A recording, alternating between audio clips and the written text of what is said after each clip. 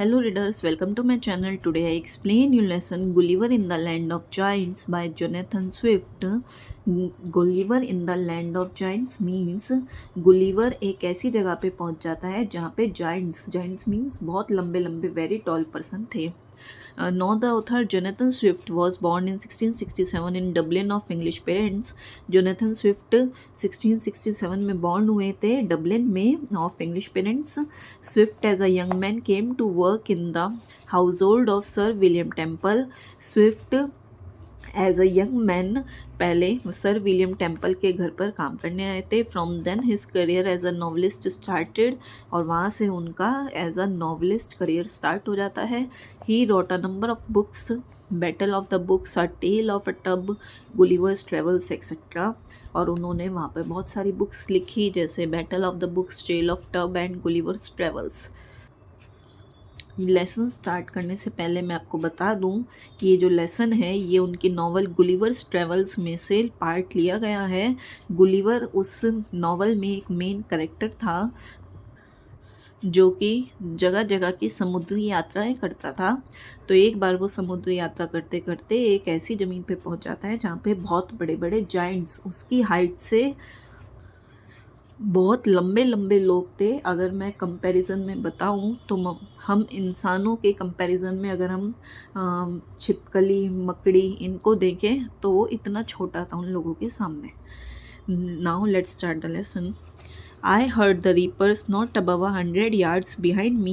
I was scared and confounded when one of the reapers approaching within 10 yards of the ridge where I lay made me fear that with the next step I should be squashed to death under his foot or cut in two with his reaping hook. Gulliver कहते हैं कि मुझे कहीं 100 yards होती है एक unit of measurement होती है इक्वल टू 3 फीट. 3 फीट के इक्वल ये मेज़रमेंट होती है जैसे हिंदी में गज कहते हैं. तो वो कहता है कि मुझे 100 यार्ड्स दूर कहीं मतलब रीपर्स की आवाज़ आ रही थी. रीपर्स मीन्स किसान. आई वॉज स्केयर्ड, मैं डर गया था. एंड कन्फाउंडेड मीन्स कन्फ्यूज़ हो गया था जब उनमें से एक रीपर जहाँ पर मैं पड़ा हुआ था, वेयर आई ले, जहाँ पर मैं पड़ा हुआ था वहाँ पर मेरे से 10 यार्ड के करीब वो पहुँच जाता है. और मुझे ये डर लग रहा था कि उसका एक कदम बढ़ाते ही मैं उसके पैर के नीचे कुचला जाऊँगा, या फिर जो उसका रीपिंग हुक था, ये कटिंग टूल था, तो इससे मैं 2 हिस्सों में ना काट दिया जाऊँ. And therefore when he was again about move, I screamed as loud as fear could make me. तो कहते हैं कि इसीलिए जैसे ही वो आगे एक कदम और बढ़ाने को हो रहा था, मैं इतनी तेज़ चिल्लाया जितनी तेज़ मैं चिल्ला सकता था. Whereupon the huge creature trod short and looking round about under him for some time at last espied me as I lay on the ground. तो इससे उसके चिल्लाने से वो जो इंसान था वो अपने कदम छोटे कर लेता है और आसपास देखता है तो आखिरकार उसे वो नज़र आ जाता है. ही कंसिडर्ड अ वाइल, और फिर वो जो किसान था वो थोड़ी देर के लिए सोचता है. At length he ventured to take me up behind by the middle between his forefinger and thumb and brought me within 3 yards of his eye that he might behold my shape more perfectly. और फिर वो किसान मुझे उठाकर अपने उंगली और अंगूठे के बीच में दबा के मुझे अपनी आंखों के 3 यार्ड्स के करीब वो लाता है, जिससे कि शायद इसीलिए लाता है, वो ऊपर उठा के इसलिए देखता है कि शायद कि वो उसे अच्छे से देख सके. I guessed his meaning, and my good fortune gave me so much presence of mind that I resolved not to struggle in the least as he held me in the air about 60 feet from the ground, although he pinched my sides for fear I should slip through his fingers. I guessed his meaning, मुझे उसका मतलब कुछ कुछ समझ में आ रहा था. और मेरी अच्छी किस्मत से मेरा इतना दिमाग चल रहा था कि मैं हवा में एक तरह से 60 फुट ऊपर था. मीन्स वो जो आदमी था वो उससे 60 फुट लंबा था. तो वो ग्राउंड से 60 फुट लंबा ऊंचाई पर था, लेकिन उसके अंदर इतनी हिम्मत आ रही थी कि वो ना डरे. और हालांकि वो जब उसे उसने पकड़ रखा था तो उसकी साइड्स दब रही थी, लेकिन वो फिर भी मैनेज कर पा रहा था और वो थोड़ा थोड़ा ऐसा लग रहा था जैसे फिंगर से स्लिप हो रहा है। All I ventured was to raise my eyes towards the sun and place my hands together and to speak some words in an humble tone suitable to the condition I then was in. वो कहता है कि मैं कोशिश कर रहा था कि मैं ऊपर देख के उसे अपने हाथ मिला के उसे कह सकूं, मतलब बड़े प्यार से उसे समझा सकूं मैं जिस कंडीशन में था। For I apprehended every moment that he would first the ground and kill me, but it appear that he was please with gestures and begin to look upon me as a curiosity. क्योंकि मुझे हर time डर लग रहा था, apprehended means डर लग रहा था कि वो मुझे नीचे ना गिरा दे और मुझे मार ना दे, लेकिन ऐसा लग रहा था उसको देख के कि वो खुश हो रहा है मेरे हाव भाव देखकर और बड़ी जिज्ञासा से मुझे देख रहा है।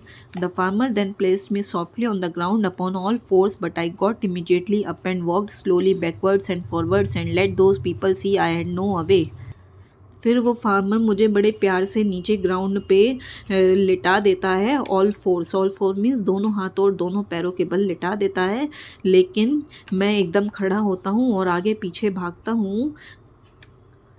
And let those people see I had no away, और उन्हें दिखाता हूँ कि मैं कहीं दूर नहीं हूँ। They all sat down in a circle about me the better to observe my motions, और वो सारे मेरी तरफ गोला लगा के बैठ जाते हैं कि वो मुझे अच्छे से देख सके।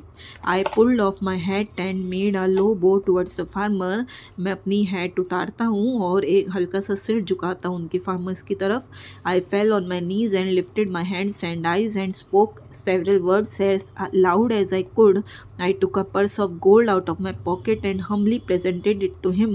वो कहता है मैं अपने घुटनों पे बैठता हूँ और अपने हाथ और आंखें उठाता हूँ और कुछ वर्ड्स बोलता हूँ जितनी तेज़ मैं बोल सकता था, और अपनी जेब में से मेरे पास एक गोल्ड का पर्स था तो वो निकाल के उनको देता हूँ। He received it on the palm of his hand, और वो अपने हाथ की हथेली पर उसे ले लेते हैं। The farmer by this time was convinced I must be a rational creature. Farmer उस टाइम मान चुके थे कि मैं एक तर्क संगत प्राणी हूँ, कि मीन्स मैं उनके जैसा नॉर्मल प्राणी नहीं हूँ। He spoke but the sound of his voice pierced my years yet his words were clear enough. वो कुछ बोल रहे थे लेकिन जो उनकी आवाज़ थी वो मेरे कानों से गुजर रही थी, कानों को पार कर रही थी, लेकिन उनके जो वर्ड्स थे बड़े क्लियर थे। I answered as loud as I could in several languages, and he often laid his ear within 2 yards of me, but all in vain, for we were wholly intelligible to each other. वो कहता है मैं जितनी तेज़ जवाब दे सकता था मैं देता हूँ, अलग अलग भाषाओं में देता हूँ, और वो भी अपने कान मेरे पास में लाते हैं सुनने के लिए, लेकिन सब बेकार था क्योंकि हमें एक दूसरे की बात समझ में आ ही नहीं रही थी। He then sent his servants to their work, and taking his handkerchief out of his pocket, he doubled and spread it on his left hand, which he placed flat on the ground with the palm upwards, making me a sign to step into it, as I could easily do, for it was not above a foot in thickness. फिर वो जो farmer था वो अपने बाकी के servants को काम पर भेज देता है और अपनी पॉकेट से एक रुमाल निकालता है, उसे डबल करता है और अपने हाथ पर फैला लेता है, और फिर अपना हाथ वो ज़मीन पर रखकर मुझे इशारा करता है कि मैं इस पर चढ़ जाऊं, और उस पर मैं आसानी से चढ़ भी जाता हूं क्योंकि वो मेरे लिए ज़्यादा ऊंचा नहीं था। I thought it part to obey, and for fear of falling laid myself at length upon the handkerchief, with the remainder of which he left me up to the head for further security, and in this manner carried me home to his house. वो कहता है कि मैं उसकी बात मान लेता हूँ और फिर मुझे उस पर खड़े होकर लगता है कि मैं गिर ना जाऊँ, तो मैं बिल्कुल ऐसा सीधा खड़ा हो जाता हूँ कि जिससे मैं गिरूँ ना, लेकिन वो भी मुझे अपने सिर से ढक लेता है एज अ सिक्योरिटी, और फिर इस तरीके से वो मुझे अपने घर ले जाता है। There he called his wife and showed me to her, but she screamed and ran back as women do at the sight of a toad or a spider. वो कहता है फिर वो वहाँ पर अपने घर पहुँचकर अपनी वाइफ को बुलाता है और उसे मुझे दिखाता है, लेकिन वो देखते ही मुझे एकदम चिल्लाती है, पीछे भागती है जैसे औरतें किसी फ्रॉग को या मकड़ी को देख के चिल्लाती हैं. However, when she had a while seen my behavior and how well I observed the signs her husband made, she was reconciled and by degrees grew extremely tender of me. हालांकि वो फिर धीरे धीरे मेरा बिहेवियर देखती है और कैसे मैं उसके हस्बैंड को मतलब फॉलो कर रहा था, और फिर वो धीरे धीरे शांत होती है और मेरी तरफ कुछ सॉफ्ट पड़ती है. It was about 12 at noon and the servant brought in dinner. उस टाइम करीब दिन के 12 बज रहे थे और सर्वेंट डिनर लाता है. It was only one substantial dish of meat in a dish of about 4 and 20 foot diameter. वो कहता है 4 and 20 foot diameter के करीब की एक प्लेट थी, उसमें एक डिश थी, मीट की कोई डिश थी. The company were the farmer and his wife, 3 children and an old grand mother. और वहाँ पर उसके साथ कौन कौन थे? फार्मर थे, उसकी वाइफ थी, 3 बच्चे थे और एक बूढ़ी दादी थी. When they were sat down, the farmer placed me at some distance from him on the table which was 30 foot high from the floor. और जब वो बैठते हैं टेबल पर, डाइनिंग टेबल पर, तो फार्मर उसको टेबल पर कहीं अपने से थोड़ी दूर बिठा देता है जो कि ज़मीन से 30 फुट ऊंची थी. I was in a terrible fright and kept as far as he could from the edge for fear of falling. वो कहता है मैं बहुत डरा हुआ था और अपने आप को किनारे से बड़ा दूर मैंने रखा हुआ था कि मैं गिर ना जाऊं. The wife missed a bit of meat and then crumbled some bread on a trencher and placed it before me. और फिर वाइफ कुछ मीट के पीस को कीमा बनाती है और कुछ ब्रेड क्रम्बल करती है प्लेट में, ट्रेंचर मीन्स प्लेट, और मेरे आगे रख देती है. I made her a low bow, took out my knife and fork and fell to eat which gave them exciting delight. और फिर मैं हल्का सा सिर झुकाता हूँ और अपना नाइफ उठाता हूँ और खाना शुरू करता हूँ, और जब मैं खाना शुरू करता हूँ तो उन लोगों को बड़ी खुशी होती है. Then the mistress sent her maid for a small dram cup which held about 3 gallons and filled it with drink. I took up the vessel with much difficulty in both hands and in most respectful manner drank to her ladyship's health, expressing the words as loud as I could in English, which made the company laugh so heartily that I was almost deafened with the noise. फिर वो कहता है mistress उसकी farmer की wife के लिए use किया गया है. मिस्ट्रेस मीन्स मालकिन होता है. तो मिस्ट्रेस मेड को एक small dram means wine cup लेने भेजती है, विच हेल्ड अबाउट 3 गैलन्स, जो कि 3 गैलन के करीब था. 3 गैलन्स को हम 11-11.5 लीटर के करीब कह सकते हैं. And filled it with drink, और उसे ड्रिंक से भर देती है. और मैं उस बर्तन को बड़ी मुश्किल से उठा पाता हूँ दोनों हाथों से, और बड़ी रिस्पेक्टफुल मैनर से मैं उसे पीता हूँ, expressing the words as loud, और अपनी हाव भाव एक्सप्रेस करने की कोशिश करता हूँ जितनी तेज़ मैं कर सकता हूँ. लेकिन उन लोगों को मुझ पर हंसी आती है और इतनी तेज़ वो हंसते हैं कि मेरे कान सुन पड़ जाते हैं. This liquor taste like cider and was not unpleasant. Cider एक वाइन होती है जो कि एप्पल से बनाई जाती है, तो वो कहते हैं कि वो कुछ एप्पल वाइन जैसी लग रही थी लेकिन मुझे अच्छी नहीं लगी. Then the master made me a sign to come to his side, but as I walked on the table I happen to stumble against the crust and fell flat on my face but receive no hurt. फिर वो master मुझे अपने पास आने के लिए कहता है, farmer अपने पास आने के लिए कहता है, और कहता है जब मैं टेबल पर चल रहा था तो मैं एकदम क्रस्ट से टकरा जाता हूँ और एकदम सीधा धड़ाम नीचे गिरता हूँ, अपने फेस के बल पर नीचे गिरता हूँ, लेकिन मुझे चोट नहीं लगती है. I got up immediately and observing the good people to be in much concern I took my hat which I held under my arm out of good manners and waved it over my head to show that I had got no mischief by my fall. फिर वो एकदम खड़ा होता है और देखता है कि उन लोगों को एकदम मेरी चिंता होती है, तो मैं अपनी हैट उठाकर उसे अपने सिर पे लगाता हूँ और ये दिखाता हूँ कि मैंने अपने गिरने से कोई अपने को चोट नहीं पहुँचाई है. But advancing forwards towards my master as I shall henceforth call him his youngest son who sat next him, a boy of about 10 years old, took me up by the legs and held me so high in the air that I trembled in every limb. But his father snatched me from him and at the same time gave him such a box on the left ear as he would have felled an European troop of the horse into the earth, ordering him to be taken from the table. वो कहता है, फिर मैं अपने master, मैं उसे उस time master ही बुला रहा था, तो अपने मास्टर की तरफ जाते हुए उसका जो बेटा होता है जो कि उसके बराबर में बैठा हुआ होता है, वो करीब 10 साल का होता है, वो मुझे पैरों से एकदम पकड़ता है और हवा में उछाल देता है और इतनी तेज़ मैं डरता हूँ कि मैं पूरा काँप जाता हूँ।